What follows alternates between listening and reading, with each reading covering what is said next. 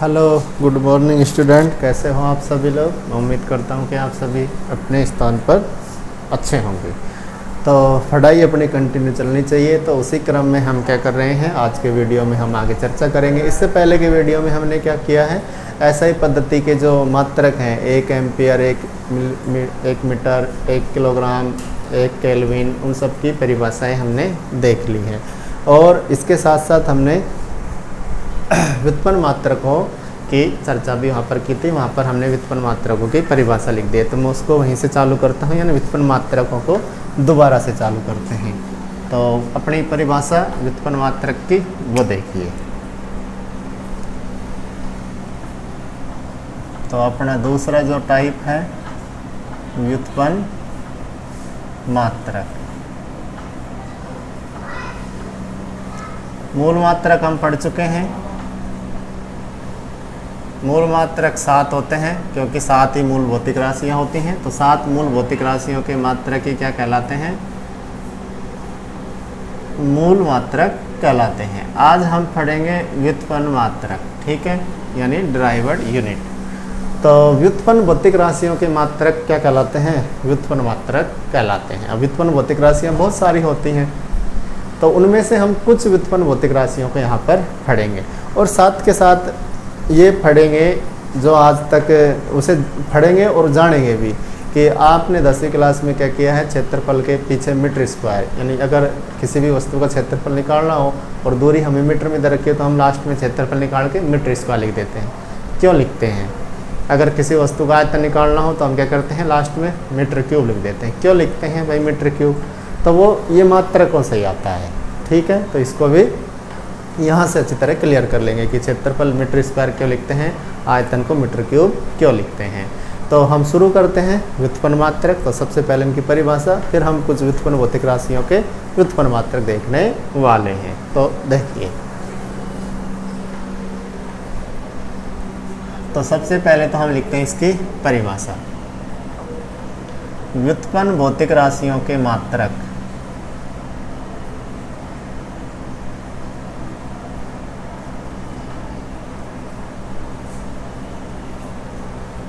व्युत्पन्न भौतिक राशियों के मात्रक व्युत्पन्न मात्रक कहलाते हैं। व्युत्पन्न भौतिक राशियों के मात्रक क्या कहलाते हैं? व्युत्पन्न मात्रक कहलाते हैं।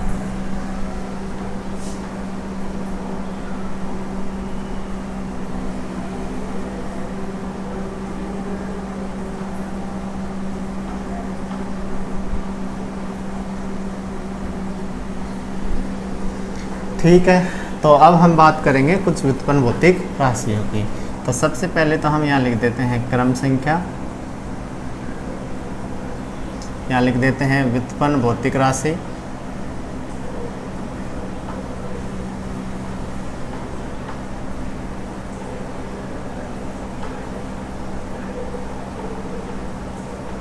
और यहाँ पे हम लिखेंगे उसका सूत्र, नहीं मात्रक लिख देते हैं। तो व्युत्पन्न भौतिक राशि, और इसी में हम क्या लिखेंगे, उसका सूत्र, यानी फॉर्मूला भी लिखेंगे साथ में, और यहाँ पे हम लिख देंगे उसका मात्रक, ठीक है।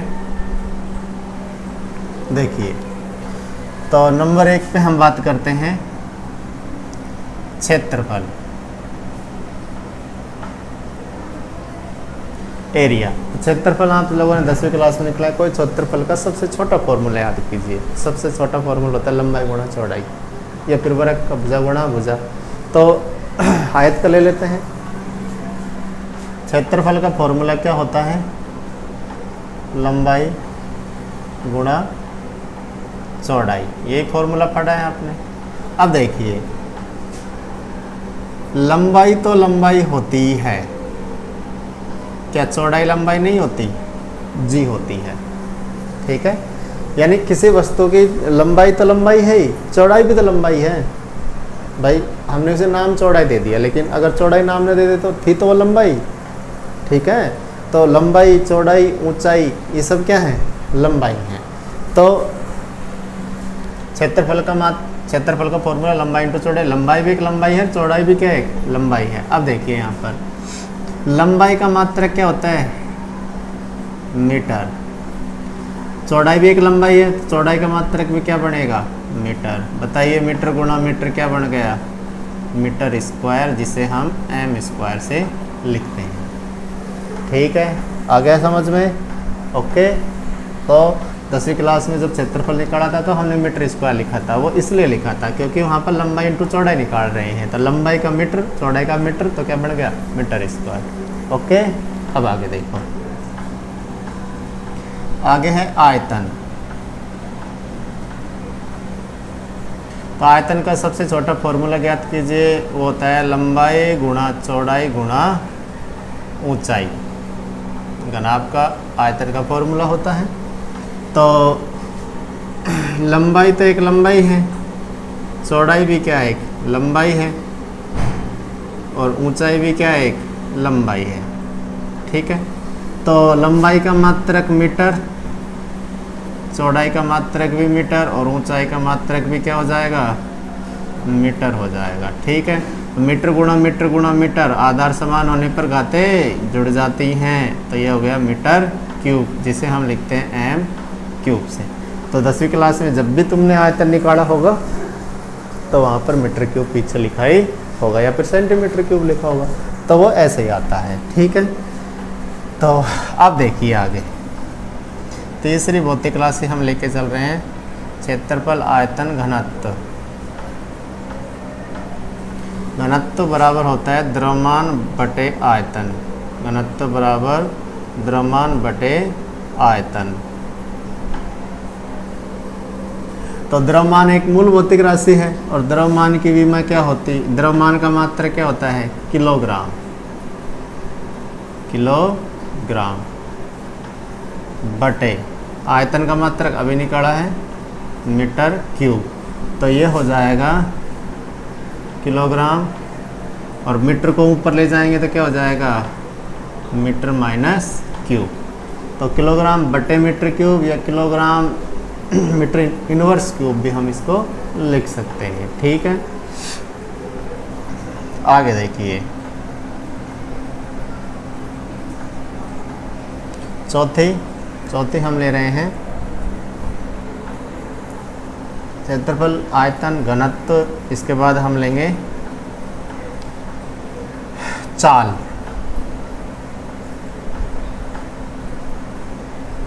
चाल बराबर होता है दूरी बटे समय। ठीक है, दूरी एक लंबाई है, तो लंबाई का मात्रक होता है मीटर, और बटे समय, समय का मात्रक होता है सेकंड, तो ये बन गया मीटर बटे सेकंड।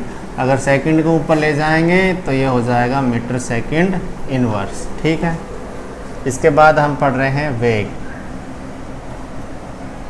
ये चाल हो गया, इसके बाद पढ़ेंगे वेग।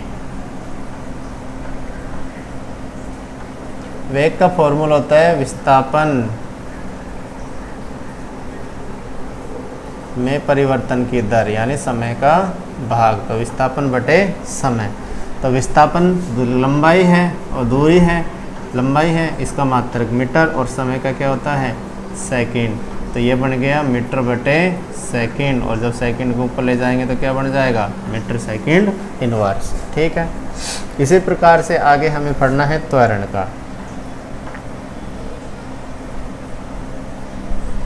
त्वरण क्या होता है? वेग में परिवर्तन की दर, यानी वेग और उसके परिवर्तन में लगा समय, तो वेग बटे समय। अब देखो वेग का मात्रक होता है मीटर बटे सेकंड, मीटर बटे सेकंड, और नीचे समय है, समय का मात्रक क्या होता है? सेकंड। तो मीटर बटे सेकंड में सेकंड नीचे चला गया, और यहाँ पर एक समय ये नीचे का पहले का पड़ा है, तो नीचे हो गए सेकंड इंटू सेकंड, तो ये बन गया मीटर बटे सेकंड स्क्वायर, और जब ऊपर लाएंगे तो क्या बन गया? Metre second inverse square. ठीक है, तो ये हो गया त्वरण का। अब आगे हम लिखेंगे संवेग। तो 7वीं संवेग। संवेग का फॉर्मूला होता है द्रव्यमान इंटू वेग। ठीक है, तो द्रव्यमान का मात्रक होता है किलोग्राम, वेग का मात्रक मीटर बटे सेकंड। कंफ्यूज नहीं होना है कहीं तुम यहाँ वेग का मात्रक मीटर बटे सेकंड स्क्वायर, मीटर बटे सेकंड स्क्वायर तो किसका होता है, त्वरण का। वेग का लिखना है, वेग का होता है मीटर बटे सेकंड। तो ये हो गया किलोग्राम मीटर बटे सेकंड या किलोग्राम मीटर सेकंड इनवर्स। ठीक है, अब हम आगे पढ़ रहे हैं। संवेग हो गया, इसके बाद हम पढ़ेंगे बल। तो बल का फॉर्मूला होता है बल बराबर द्रव्यमान इंटू त्वरण, द्रव्यमान इंटू त्वरण। तो द्रव्यमान का मात्रक तो होता है किलोग्राम, मूल भौतिक राशि है, हमें पता है द्रव्यमान का मात्रक किलोग्राम। त्वरण का होता है मीटर बटे सेकंड स्क्वायर, मीटर बटे सेकंड स्क्वायर। अभी तो पढ़ा है, ये रहा त्वरण का मात्रक क्या होता है, मीटर सेकंड इनवर्स या मीटर सेकंड इनवर्स स्क्वायर या मीटर बटे सेकंड स्क्वायर। तो इसे हम क्या लिखेंगे, किलोग्राम इंटू मीटर बटे सेकंड स्क्वायर, या सेकंड स्क्वायर को ऊपर ले जाओ तो ये बन जाएगा kilogram metre second inverse square. और इसको हम बोलते हैं, ये बराबर होता है न्यूटन। किसके बराबर होता है, न्यूटन। यानी बल का ऐसा ही मात्रक होता है न्यूटन। ठीक है, और ये इसका एमकेएस पद्धति में मात्रक है, ऐसा ही मात्रक क्या होता है, न्यूटन। अब हम और आगे चलते हैं। बल के बाद हम पढ़ेंगे आवेग। आवेग होता है बल गुणा समय। आवेग बराबर क्या होता है, बल गुणा समय। बल का मात्रक अभी निकाला है हमने, ये होता है न्यूटन। बल का मात्रक क्या होता है, न्यूटन, इंटू समय का मात्रक क्या होता है, सेकंड। तो ये बन गया न्यूटन इंटू सेकंड। ठीक है,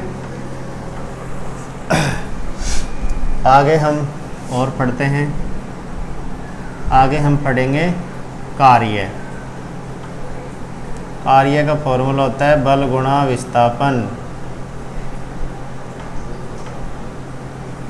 बल गुणा विस्थापन। तो बल का मात्रक क्या होता है, न्यूटन।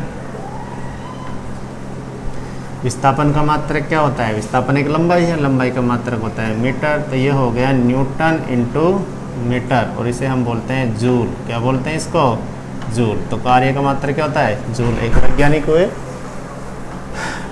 जूल, उनके सम्मान में कार्य का मात्रक रखा गया जूल। आगे हम पढ़ते हैं कार्य के बाद ऊर्जा। तो ऊर्जा देखो, ऊर्जा की एक डेफिनेशन है, कार्य ही ऊर्जा है। ठीक है, तो जो कार्य का फॉर्मूला होगा वही किसके लिए आ जाएगा, ऊर्जा के लिए आ जाएगा। तो कार्य ही ऊर्जा है। छोटी क्लासों में पढ़ते हैं एक लाइन, कार्य ही ऊर्जा है। तो इसका फॉर्मूला भी वही बनेगा, बल इंटू विस्थापन। तो न्यूटन इंटू मीटर। इसका मात्रक भी क्या होता है, जूल। क्या मात्रक होता है इसका, जूल। तो ऊर्जा का मात्रक भी क्या होता है, जूल। इसके बाद हम 12 नंबर पे पढ़ेंगे दाब।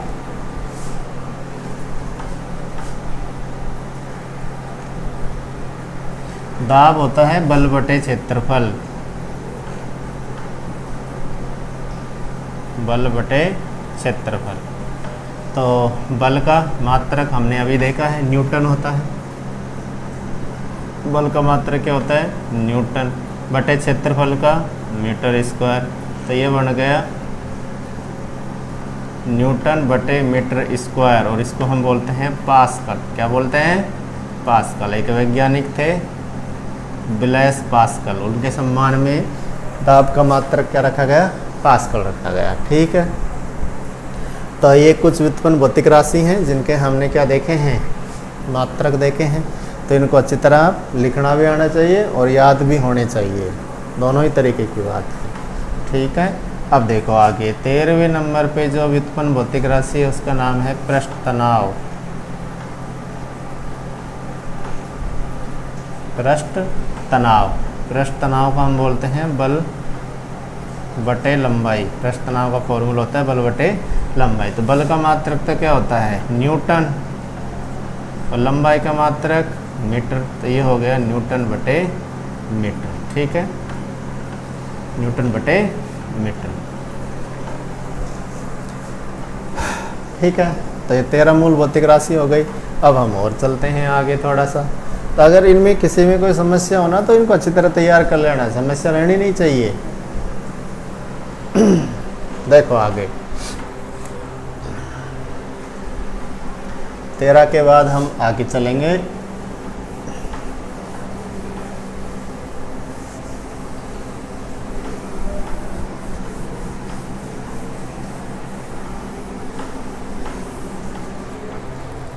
देखिए 14 नंबर पे, 14 नंबर पे हम ले रहे हैं भौतिक राशि है, व्युत्पन्न भौतिक राशि, और उसका नाम है जड़त्व आघूर्ण। जड़त्व आघूर्ण क्या होता है?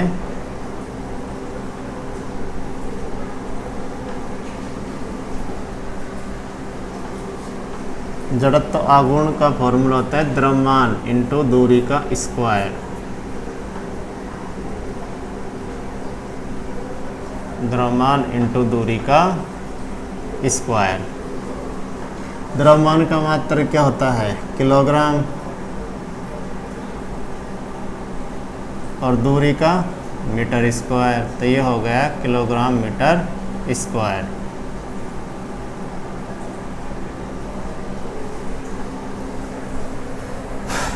इसके बाद 15 नंबर पे जो मूल भौतिक व्युत्पन्न भौतिक राशि है इसको हम लेते हैं, जो हमने 10वीं क्लास में पढ़े हैं उनको ले लेते हैं। हम लेते हैं विभवांतर या विभव। तो विभव लेते हैं पहले। विभव होता है कार्य बटे आवेश।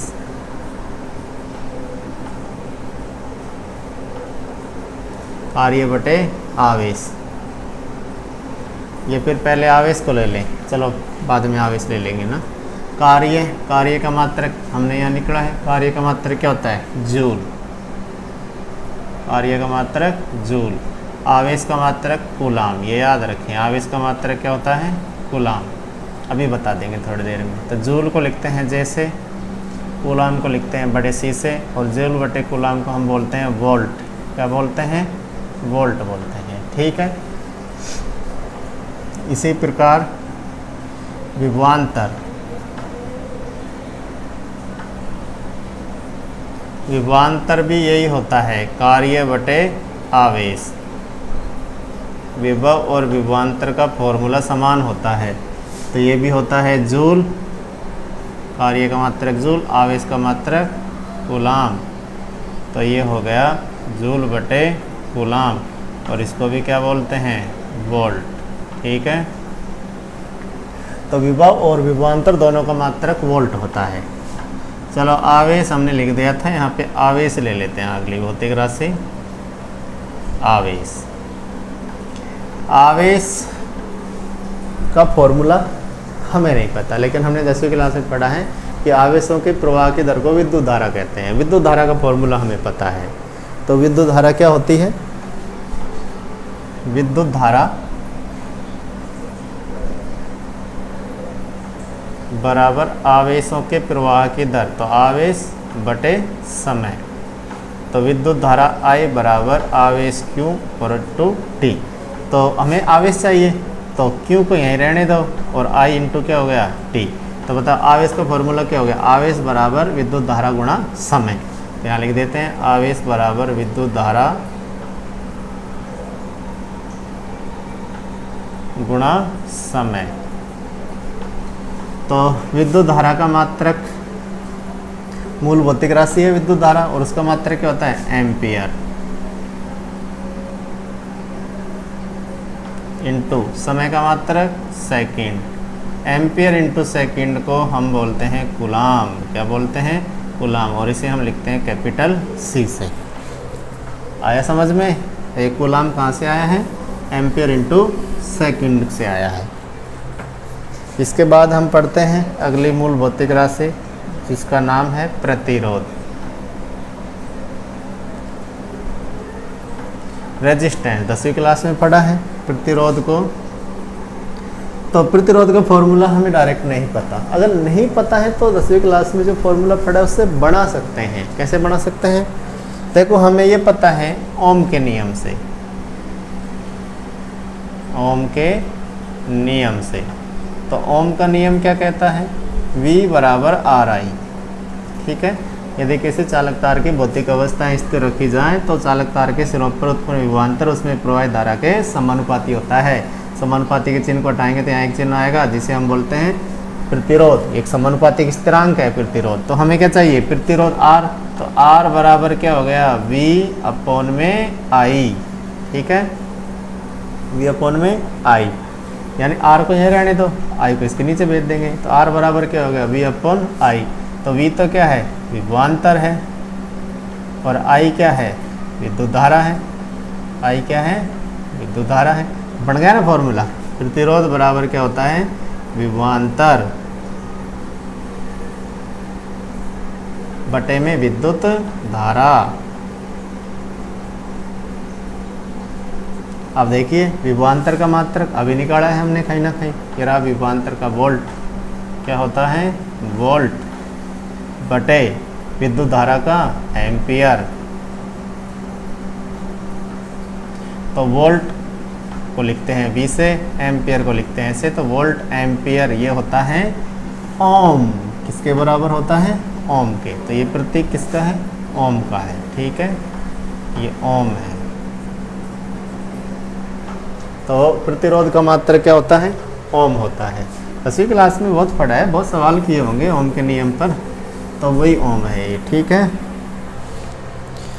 तो हमने यहाँ पर 18 भौतिक राशियाँ पढ़ी हैं।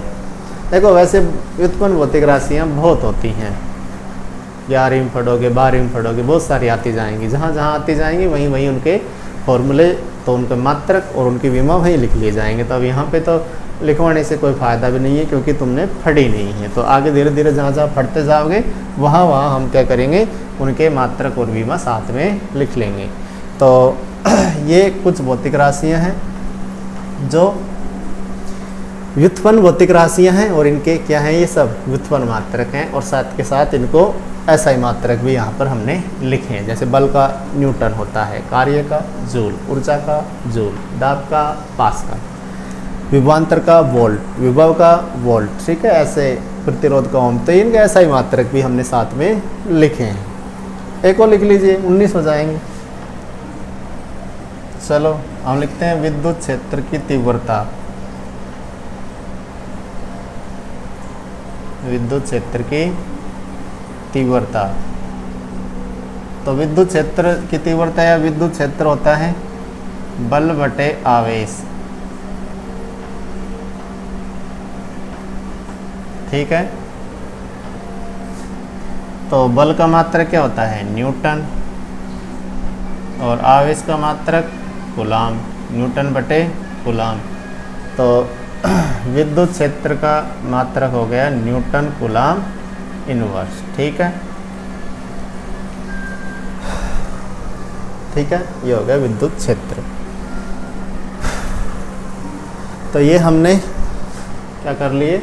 कुछ व्युत्पन्न भौतिक राशियों के मात्रक हमने देख लिए। ठीक है, अगर एक बार वीडियो समझ नहीं आता है तो दोबारा देखिएगा, दोबारा नहीं है तो दोबारा देखिएगा, और इनको बार बार बिना देखे कॉपी में लिखने का प्रयास कीजिए, तब जाके याद होंगी, समझ में भी आएंगी। Practice makes a man perfect, यानी बार बार अभ्यास करने से ही वो पारंगत हो जाता है। कोई भी व्यक्ति बार बार अभ्यास करे तो उसमें पारंगत हो जाता है, यानी निपुण हो जाता है। तो आप भी इनको याद करें, बिना देखे रफ कॉपी में लिखें, और लिख के अपने आप याद हो जाएंगे। ठीक है, धन्यवाद।